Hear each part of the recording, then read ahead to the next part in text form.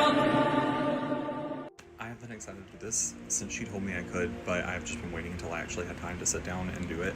And so I'm about to break down her chart. This is a mutual from my personal account, so make sure you go give her a follow and say hi and thank her for letting me break down her chart. Before I do this, please know I am not an astrologer. I just enjoy astrology, and anytime that I've sat down with somebody and explained their chart to them and explained astrology from the viewpoint that I see it, even if they're a non-believer, they go, oh, that makes sense, and that's really interesting. Thanks for explaining it to me that way. So hopefully today will be educational for us all. First and foremost, whenever I very first saw this, I gasped. Like, I literally was like, everything is on one side of her chart. I have seen some pretty crazy charts out there, so I mean, like, this is not the craziest by any means, but it still was just shocking.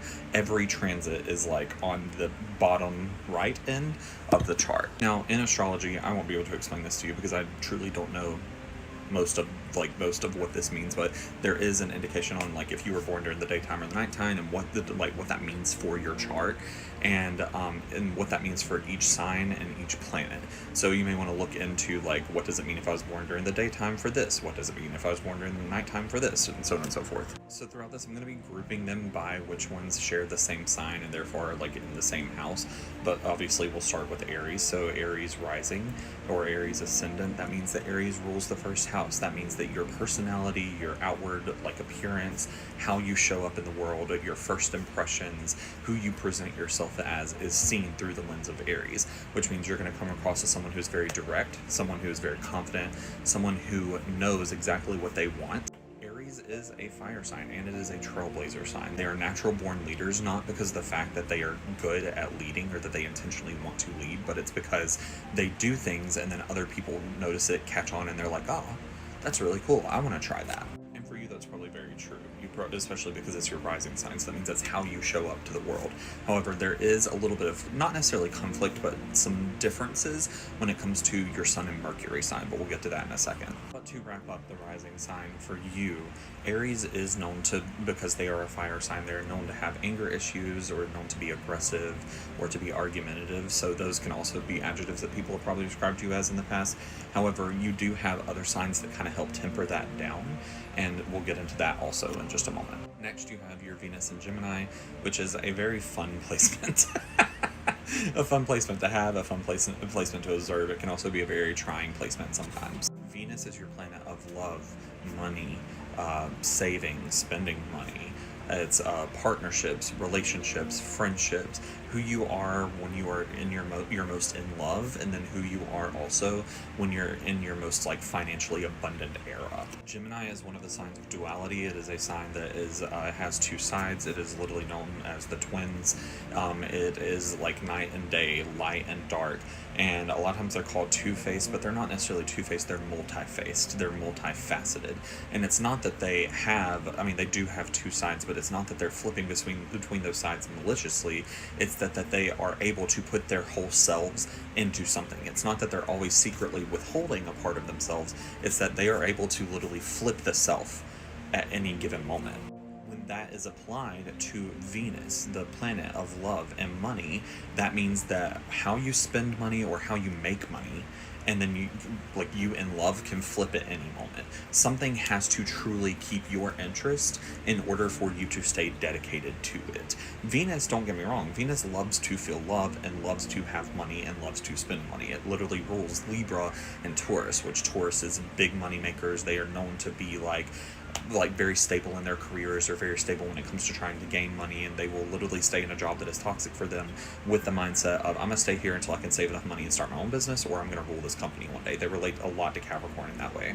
And on the other hand, Libra is known as like the flirtatious, like very like whimsical sign.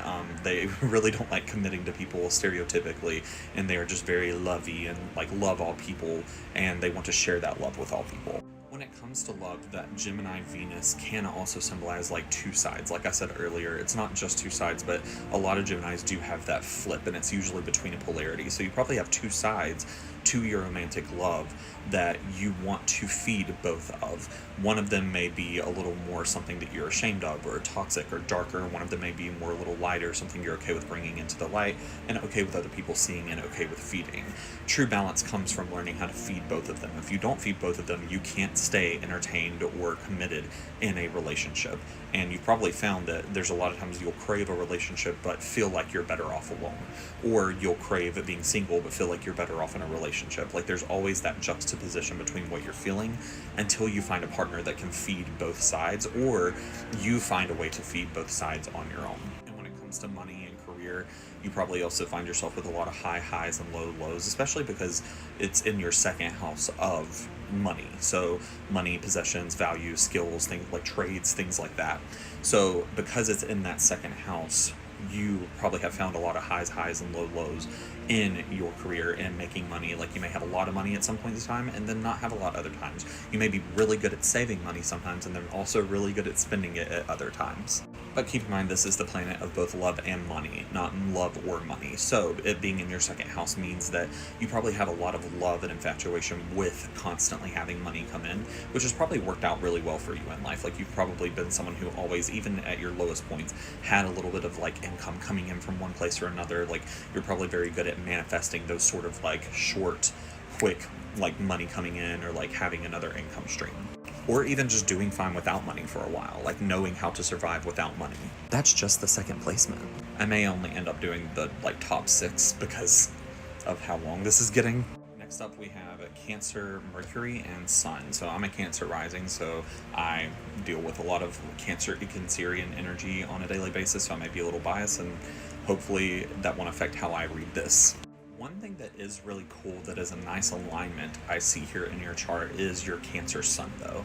So the sun is like, you know, the month you were born or the time frame you were born. So like, if you're born between like mid-February to mid-March, you're a Pisces, and so on and so forth from there. So for you, you're a Cancer, and the sun rules like the ego, how you think, your internal world, how you process things, you and your mind, what your mind palace looks like, how you exist within your mind palace, and how you operate whenever you're drained mentally and things like that. Cancers are all about comfort. They relate to Taurus in that way. So like, they are all about comfort. They like being in their like cozy little nooks. They can be very extroverted. So a lot of people are like, Cancers are naturally introverted. They have a lot of natural introverted tendencies, especially Cancer suns and like Cancer risings. However, they can be fed by social interaction. It's just that maybe they have to be in places they're more comfortable, or they have to be around people that they're comfortable with when adventuring into new places. Like, they have to feel at home a little bit in some way. And so whenever you are going out and whenever you're adventuring, because of that sun placement, you're probably going to have that same kind of energy where it's like, is this a place that I feel at home? If not, I need to be mentally charged. Even if you're an extrovert, you still need to be mentally charged. Cancer is a water sign, so there is that little bit of juxtaposition between your sun and your rising sign, but that's okay because it's met by you have your moon sign is air, which hopefully I'll get to that in just a moment. Cancer is known as the sign of empathy. They are known as like a very spiritual and intuitive sign. They share that with Pisces. Cancer also shares with the other water signs that they can be a bit manipulative and things like that. Like, they may think more manipulatively, but that doesn't have to be negative. It just means that you're very strategic in the way that you think, and it can be used very bad or very good. Now, the cool synchronicity that I see in your chart is that Cancer is in your 3rd house, or it rules your 3rd house, which is the house of like thinking, mental activity, learning, things like that, and like even a sign of communication, which means that Mercury is also feels good in that house. Your Mercury sign is the sign of communication and intellect. So you have a lot of really cool alignment there in your 3rd house, which really strengthens that Cancer placement, which also helps tone down that assertiveness or that aggressiveness that can be experienced as being an Aries rising. I have literally only gotten through 4 placements. I did not expect this. If you want me to do the rest, please let me know. If you guys want to see the rest and are enjoying this, please let me know. Sorry about that, but I've enjoyed doing this so far. Let me know your thoughts.